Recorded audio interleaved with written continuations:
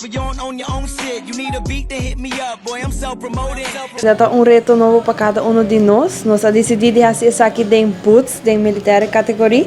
E não é algo fácil, é challenge mirando que é para mim que nós vai correr ronda e nós decidimos não somente fazer de cats, mas de boots. E me por visa que ela vai sumamente bom, nós puxa, nós chega até final, nós meta no cana, de seguir vai, de seguir puxa cabeça arriba e nós tura apoia outro e aceita hobby nice. Nós quer puxa nós mesmos para seguir vai mais adiante e nós avisa nós mesmos vai correr challenge de mais grande tá de correr de boots e passando também nós por mostrar outra pessoa que se a nós por outro ainda também por assim. Amigo minha amiga Diane Folônia, tá é o único dos muito mulheres que a participar de categoria de militar.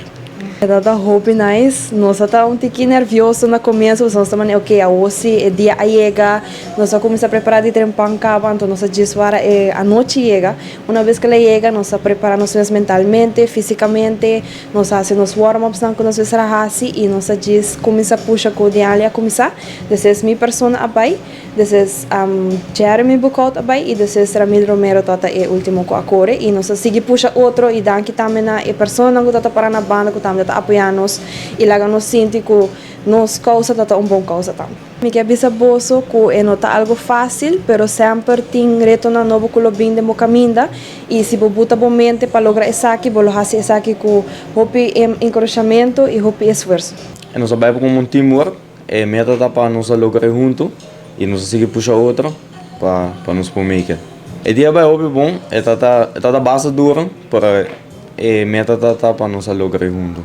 Para outra ano, eu participar de novo e me lo usar para me lo fazer melhor de logo mais aqui não. Quero agradecer meu sponsor de ABC Tours que ajuda-nos com o auto, do centro para nos nutricionar durante a ronda e no último lugar na Diplomatic Security para nos reconhecimento.